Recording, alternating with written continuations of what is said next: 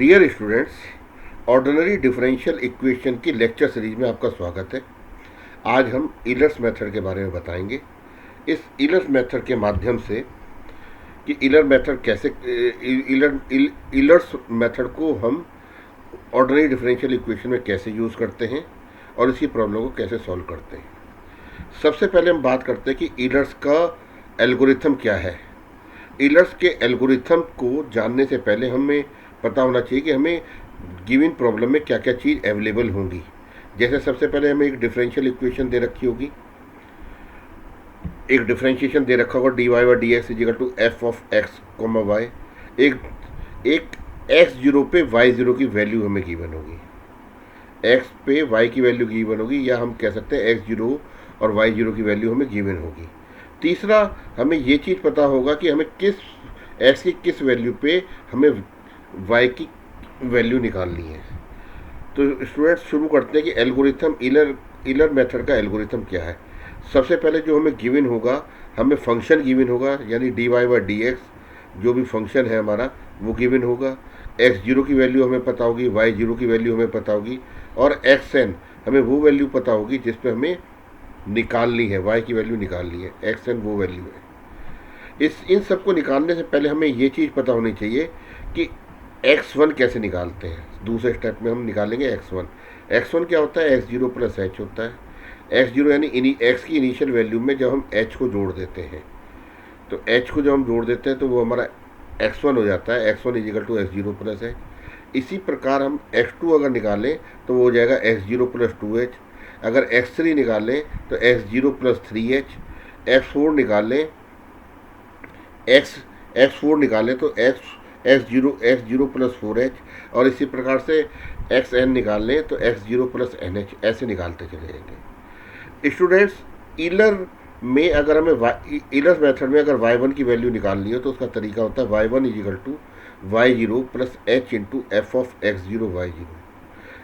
इसकी सहायता से हम y1 की वैल्यू को निकालेंगे। कैसे? y1 इजिकल टू y0 जो हमें क्वेश्चन में गिवन है y0, h हमने डिफाइन कर रखा है, h की वैल्यू को प्री डिफाइंड है हमारे पास, f ऑफ x0 y0 ये फंक्शन जो है, जो फंक्शन हमें गिवन है, इसमें x की जगह x0 रखेंगे और y की जगह y0 की वैल्यू रखेंगे। तो जो फंक्शन में आएगा वो वैल्यू अगर हम यहाँ पे रख देंगे तो इस तरह से हमें y1 की वैल्यू पता चल जाएगी। तो अगर स्टूडेंट्स हमें इसका जो फॉर्मूला है ईलर का वो ये है y i plus 1 is equal to Y I plus h into F of X I Y I.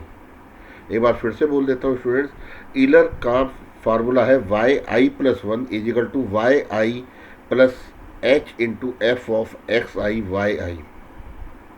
I की वैल्यू यहाँ पे 1 2 3 4 ऐसे कुछ भी हो सकती है, ठीक है। जब आई की वैल्यू हम यहाँ पे 1 रखेंगे तो ये हो जाएगा y2 इजिकल टू क्या हो जाएगा y1 plus h into F of x1 y1। इस तरह से हम स्टूडेंट्स ईलर मेथड को यूज़ करेंगे, और लास्ट में हमें एक्सन जो दे रखा है, जो हमें क्वेश्चन में गिवन है एक्सन, जिस पे हमें वैल्यू निकालनी है y की, उस एक्सन पे हम y n की वैल्यू निकाल ले जाएंगे। स्टूडेंट्स, इस एल्गोरिथम को मैं एक प्रॉब्लम की हेल्प से एग्जीक्यूट कराने की कोशिश करता हूँ, ज़रा ध्यान दीजिए। Let's suppose we have a problem कि using Euler method compute y 0.5 for the differential equation dy by dx is equal to y square minus x square with y is equal to 1 when x is equal to 0। जैसा कि आपको इस question में से पता चल रहा है कि हमें x की 0.5 वैल्यू पे y की वैल्यू निकालनी है। हमें डिफरेंशियल इक्वेशन जो है, जो डिफरेंशिएशन दे रखा है वो ये दे रखा है dy by D x is equal to Y square minus X square. X zero की वैल्यू 0 है और वाई जीरो की इनिशियल वैल्यू 1 है। तो यही हमने लिखा है, एक्स जीरो की वैल्यू 0, वाई जीरो की value 1, F of X function जो है हमारे पास Y square minus X square है। स्टूडेंट्स, अब हमें एच की वैल्यू निकालनी है। अब हम एच की वैल्यू कैसे निकालेंगे, तो हम ये देख लेंगे कि हमें वैल्यू किस पे निकालनी है। एक्स की हम देख लेंगे, एक्स की वैल्यू कितनी निकालनी है हमें, एक्स की 0.5 पे वैल्यू निकालनी है। तो हम h ले लेंगे 0.5 डिवाइड बाई 5, यानी कि h की वैल्यू होगी 0.1। क्या स्टूडेंट्स हम 0.5 भी ले सकते हैं एच की वैल्यू? बिल्कुल ले सकते हैं। तो आपका एक ही स्टेप में आंसर आ जाएगा। क्या आप स्टूडेंट इसको ये भी कर सकते हैं कि 0.5 डिवाइडेड बाई 2 कर दें, तो आपके पास एच की वैल्यू आ जाएगी 0.25। तो 0.25 एक बार आपकी वैल्यू हो जाएगी, एच की वैल्यू हो जाएगी 0.25। तो 0.25 जो जीरो में जोड़ेंगे तो एक बार वैल्यू निकाल लेंगे आप 0.25 पे, और अगली बार वैल्यू निकाल लेंगे आप 0.25 प्लस 0.25 यानी 0.50। 2 स्टेप में आपको आंसर आ जाएगा। लेकिन आपको अच्छे से समझाने के लिए मैंने क्या काम करा है, इस एच की वैल्यू को निकाला है मैंने, जो आपकी एक्स की वैल्यू गिवन है उसको डिवाइड बाय 5 करके। तो इस प्रकार मेरी एच की वैल्यू हो गई है 0.1। अब स्टूडेंट्स क्या काम करेंगे, अब हम इलर्स मेथड के थ्रू y1 की वैल्यू निकालेंगे। y1 की वैल्यू कैसे निकलेगी? y1 इजिकल टू क्या होगा, y0 plus h into F of x0 y0। अब स्टूडेंट्स y0 की वैल्यू इनिशियली हमारे पास 1 है, 1 लिख दी। h की वैल्यू हमने निकाल ली थी, वो 0.1 है तो 0.1 लिख दी। x0 और y0, जब मैं इस फंक्शन में ये जो function f of x0 y0 में जब x की जगह x0 रखूँगा और y की जगह y0 रखूँगा तो क्या हो जाएगा, y0 की स्क्वायर। y0 की वैल्यू कितनी है स्टूडेंट्स? 1 है, तो 1 की स्क्वायर हो जाएगी माइनस x0 की स्क्वायर, यानी कि x0 की वैल्यू हमारे पास 0 है तो 0 की स्क्वायर यानी 0। अगर इस तरह से मेरी y1 की वैल्यू कैलकुलेट होकर आ जाएगी 1.1। इसी प्रकार स्टूडेंट y2 निकालूंगा तो y2 आ जाएगा y1 plus h into F of x1 y1।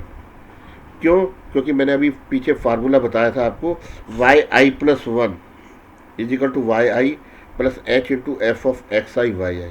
तो i की वैल्यू यहाँ पे 1 रखते ही y2 हो जाएगा, y2 is equal to y1 plus h F of x1 y1। तो यही बात बेटा मैंने यहाँ पे करी है, y2 is equal to y1 plus h F of x1 y1।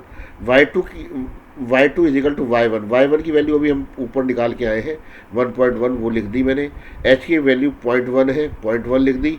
और x1 y1 अब इस वाले फंक्शन में रखूँ मैं x1 y1 तो क्या होगा, y1 की स्क्वायर माइनस x1 की स्क्वायर। y1 की स्क्वायर यानी y1 की वैल्यू कितनी है 1.1, तो 1.1 की square minus x1 square. x1 की वैल्यू कैसे निकलती है student, x0 plus h, initial value में h जोड़ दे तो x1 आ जाएगा। और x2 कैसे निकलेगा स्टूडेंट, x2 निकलेगा x1 प्लस h। तो x1 की जो भी वैल्यू है उसमें अगर h जोड़ दे तो x2 निकल जाएगा। x3 कैसे निकलेगा, x2 प्लस h। x3 कैसे निकलेगा, x2 प्लस h। x4 कैसे निकलेगा, x3 प्लस h। x5 कैसे निकलेगा, x4 प्लस h। इस तरह से हम x की वैल्यू में इंक्रीमेंट करते चले जाएंगे। क्योंकि यहाँ पे हमें x1 चाहिए तो x1 निकाल दिया मैंने, x0 प्लस h यानी 0 प्लस 0.1 दैट इज 0.1।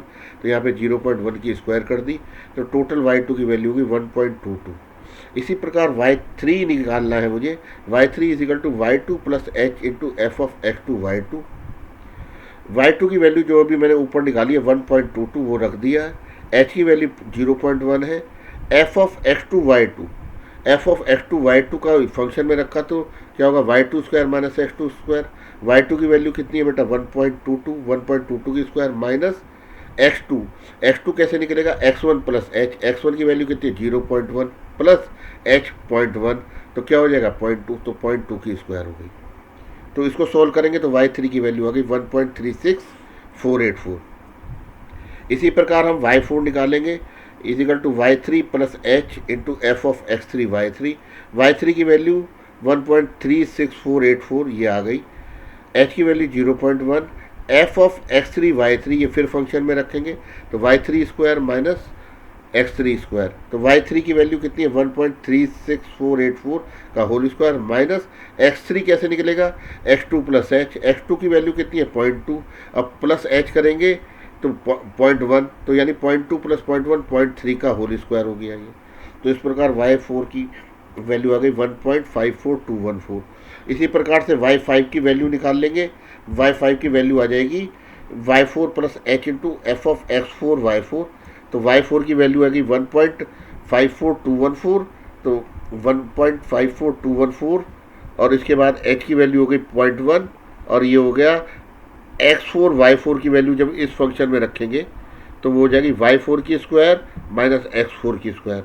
तो वही रखा है y4 की वैल्यू कितनी है स्टूडेंट 1.54214, इसका स्क्वायर कर दिया, माइनस x4 क्या है 0.4 का होल स्क्वायर, 0.4 का होल स्क्वायर इसे सॉल्व करा तो 1.76393। तब हमें पता चल गया कि x5 यानी कि 0.5 पे y की वैल्यू 1.76393 है। स्टूडेंट्स मैं समझता हूँ आपको ये ईलर मेथड अच्छे से समझ में आ गया होगा। Thank you.